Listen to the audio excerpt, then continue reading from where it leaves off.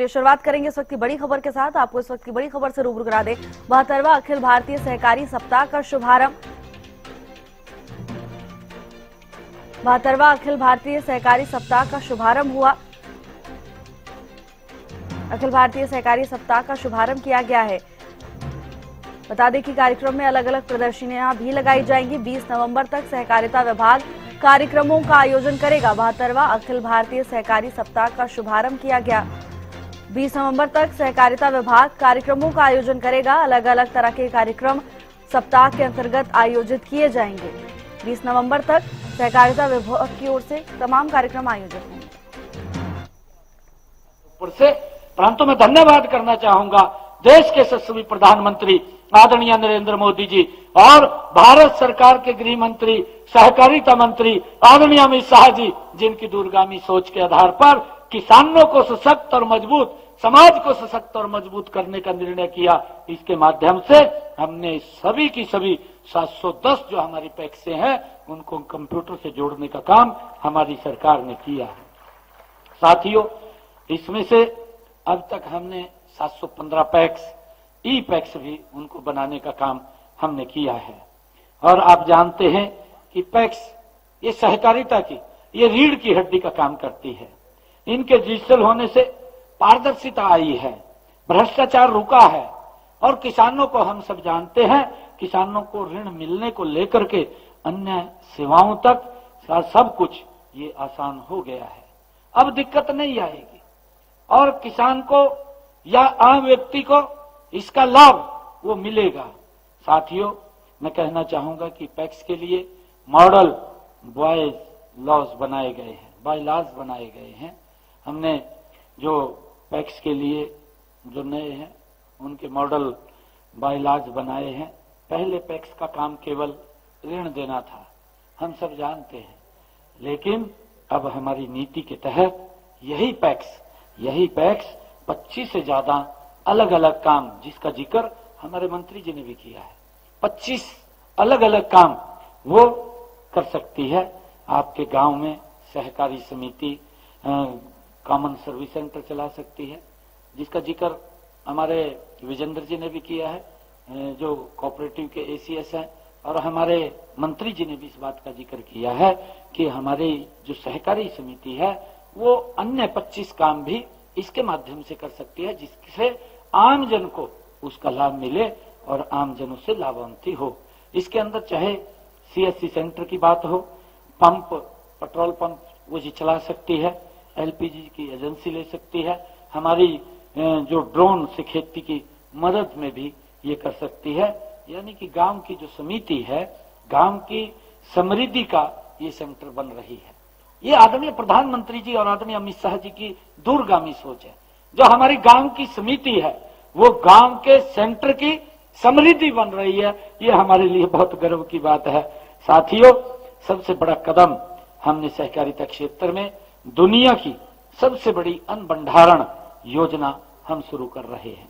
आप कल्पना कीजिए कि देश के हर ब्लॉक में सहकारी समितियों द्वारा बड़े बड़े गोदाम वो बनाए जा रहे हैं। इससे क्या होगा? इससे देश में अनाज की बर्बादी नहीं होगी। नहीं तो हमारे किसान को, आप देखते भी हैं कि बाहर गोडाउन खुले में अनाज लगा रहता है, बरसात के अंदर खराब हो जाता है, खराब होकर के खाने योग्य भी नहीं रहता। वो मनुष्य के खाने योग्य तो नहीं रहेगा, परंतु पशु के खाने योग्य भी नहीं रहेगा। इस प्रकार की स्थिति हो जाती है। परंतु अब हमने इन सहकारी समितियों द्वारा बड़े बड़े गोदाम बनाए जाएंगे, ये भी हमने निर्णय किया है। साथियों, इससे देश की अनाज की बर्बादी वो रुकेगी। हमारे किसान भाई बहन अपनी उपज जो मजबूरी में कम दाम पर बेच देते थे, अब उनको गोडाउन में रखने का उसका समय मिलेगा और वो उससे अपना लाभकारी मूल्य भी कमा सकेंगे। ताकि अगर कई बार जब ज्यादा प्रोडक्शन हो जाती है तो बाजार के अंदर उसके भाव कम चले जाते हैं, परंतु जब वो उसको स्टोर कर लेगा, इस गोडाउन के अंदर रखेगा, तो उसको अपनी फसल का भी लाभकारी मूल्य मिलेगा।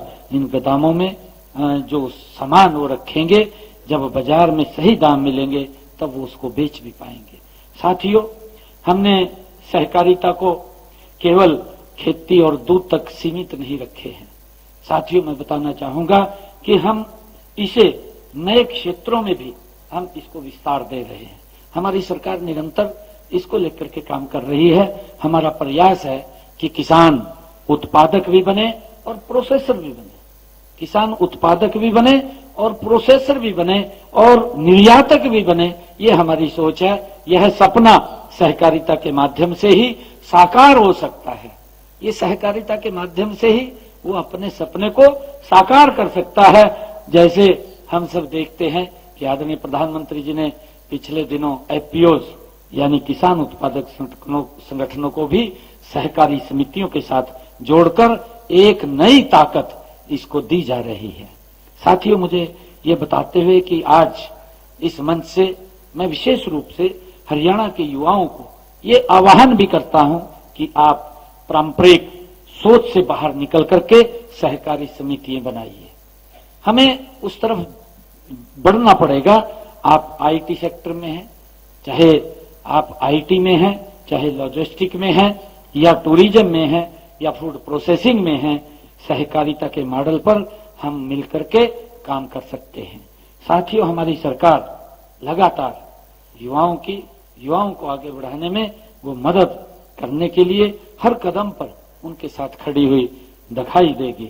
डिजिटल इंडिया का लाभ उठाकर मैं युवाओं से ये भी कहना चाहूंगा कि डिजिटल इंडिया से लाभ उठाकर आप अपनी सहकारी समिति को एक ग्लोबल ब्रांड के रूप में भी बना सकते हैं। हम देखते हैं अगर राष्ट्रीय इस प्रकार का कोई सेमिनार होता है, उसमें जो हमारी सहकारी समितियों से ऐसे लोग निकल करके आते हैं जिन्होंने अपना छोटा काम शुरू किया, आज वो दुनिया की भारत की जानी मानी उनमें से इसके माध्यम से हस्तियों में से है, जो इस सहकारिता के माध्यम से अपने काम को धीरे धीरे करके आगे बढ़ा रहे हैं और सरकार उसमें सहयोग करती है। साथियों, हमारी माताएं बहनें 60,513 स्वयं सहायता समूह के माध्यम से बहुत अच्छा काम वो कर रही हैं। इसके लिए हमें खुशी है। साथियों, ये सहकार का ही एक रूप है, हम सब जानते हैं। अब हमें इसे अगले पायदान पर और आगे ले जाने की आवश्यकता है। आप आचार्य, हमारी जो सेल्फ हेल्प ग्रुप की बहनें हैं, उनको कितना सहयोग सरकार इसके माध्यम से, उनका भी एक ग्रुप बना होता है और उस ग्रुप के माध्यम से निरंतर सरकार बहनों को सशक्त करने का काम करती है, उनको आगे बढ़ाने का काम करती है। और हम देखते हैं कि वो जब अपने इस ग्रुप के माध्यम से काम करती है तो उसमें चाहे वो अचार बनाने का काम हो, पापड़ बनाने का काम हो, हस्तशिल्प से लेकर के बड़े पैमाने पर चाहे टेक्सटाइल और खाद्य प्रसंस्करण यूनिट लगाने का बात हो, उसके अंदर लगातार ये काम कर रही हैं। साथियों, इस 72वें सहकारिता सप्ताह के अवसर पर हम सब मिलकर आज हमें ये प्रण लेने की आवश्यकता है कि हम सहकार की भावना को अपने जीवन का अभिन्न अंग हम बनाएंगे।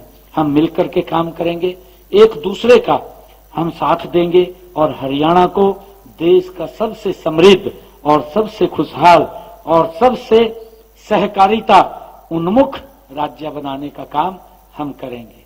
साथियों, मुझे बताते हुए कि जब मैं यहाँ पर आया हूँ, इससे पहले गुरु तेग बहादुर जी के 350वें शहीदी दिवस जो बड़े पद्धर के ऊपर पूरे हरियाणा प्रदेश के अंदर वो मनाया जा रहा है, उसके अंदर हरियाणा सरकार और हरियाणा गुरुद्वारा प्रबंधक कमेटी मिलकर के अपने महापुरुषों के उस इतिहास को जन जन तक पहुंचाने का काम हम कर रहे हैं। उसी कड़ी के अंदर हमारे खुशहाल सिंह दैया, जो हमारे बड़ खालसा, जो यहीं बड़ खालसा गांव से ही थे, जब गुरु जी का उस मुगल शासक औरंगजेब ने ये फरमान जारी किया था कि गुरु जी का शीश धड़ से अलग कर दिया जाए, और भाई जैता जी जब उस शीश को लेकर के सम्मान पूर्वक आनंदपुर साहब लेकर के जा रहे थे, और तब उस जालिम औरंगजेब को पता चला कि ये गुरु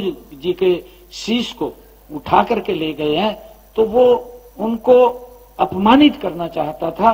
उन्होंने अपनी सेना को उसके पीछे लगा दिया और जब उसके पीछे लगाया तो भाई जैता जी यहाँ बड़खालसा जो कोशाली गांव के नाम से जाना जाता था पहले, उस गांव के अंदर वो चले गए भाई जैता जी, और वहां पर उनको खुशहाल सिंह दहिया वो व्यक्ति मिला और वो उसको अपने घर में ले गया। और खुशहाल सिंह दहिया ने उसने कहा कि मेरे पीछे मुगल सेना लगी हुई है, और पूरा का पूरा गांव मुगल सेना ने वो चारों तरफ से घेर लिया था। और खुशहाल सिंह दहिया एक ऐसे महानायक, इस गुरु के वो प्यारे गुरु के भक्त वो ऐसे थे, उन्होंने कहा जैता भाई जैता जी को कि आप गुरु जी के शीश को लेकर के आनंदपुर साहब जा सकते हैं, मैं अपना शीश इन मुगलों को काट करके दे दूंगा ताकि औरंगजेब को ये लगे कि ये गुरु जी का शीश है, क्योंकि उनका जो चेहरा था वो गुरु जी से मिलता था। ऐसी हमारी जो संस्कृति, हमारे संस्कार, हमारे धर्म की रक्षा के लिए ऐसी महान बड़ी कुर्बानी है जिन महापुरुषों ने दी है, जिन महान गुरुओं ने दी है, उनकी याद के अंदर हमने पूरा 1 नवंबर से लेकर के 25 नवंबर तक जो गुरु तेग बहादुर जी का 25 नवंबर को शहीदी पर्व हम बड़े पद्धर के ऊपर मना रहे हैं, उसमें के लिए एक बड़ा ये जो करैक्टर है इनका बड़ा उसमें योगदान रहा है। मैं आप सबको भी उसके लिए आमंत्रित करता हूं और आप सबका मैं धन्यवाद करता हूं कि आज इस 72वें सहकारिता सम्मेलन में हम यहाँ एकत्र आए हैं। सहकार से समृद्धि, सहकार से आत्मनिर्भरता, यह हमारा मंत्र है और यही हमारा भविष्य है। मैं आप सबका दिल से बहुत बहुत धन्यवाद करता हूं। इन्हीं शब्दों के साथ जय हिंद, जय भारत, जय भारत। आप कहा 111 करोड़ की राहत हमने दी है। सहकारी समितियों में फसली ऋण और ब्याज में राहत दी। मुख्यमंत्री नायब सिंह सैनी कार्यक्रम को संबोधित कर रहे थे। कहा पहले कई तरह के ब्याज किसान पर लगते थे, हमने किसानों को राहत देने का काम किया। किसानों के फसली ऋण का ब्याज सरकार वहन करेगी। 1223 करोड़ की राहत किसानों को दी गई है। मुख्यमंत्री नायब सिंह सैनी ने कार्यक्रम को संबोधित करते हुए कहा रोहतक में भी मेगा फूड पार्क स्थापित कर रहे हैं। जाटूसाना में एक आटा मिल भी हमने लगाया है। किसानों को मजबूत और सशक्त करने का काम किया है। हमारे हरियाणा में सबसे ज्यादा गन्ने का भाव मिल रहा है। महिला सहकारी समितियों को 5 लाख तक के ऋण बिना ब्याज दे रहे हैं। मुख्यमंत्री नायब सिंह सैनी ने कहा सहकारी समितियों को आगे बढ़ाने का काम कर रहे हैं। सहकारी आंदोलन को नया रूप देने के लिए काम कर रहे हैं। सहकारी समितियों को आधुनिक बनाने के लिए कदम उठाए हैं। सहकारी समितियों में पारदर्शिता आई है। लोगों को सहकारी समितियों में दोबारा विश्वास हुआ। सहकारी समितियों के डिजिटल होने से भ्रष्टाचार कम हुआ है। 111 करोड़ की राहत हमने दी है। मुख्यमंत्री नायब सिंह सैनी कार्यक्रम को संबोधित कर रहे थे।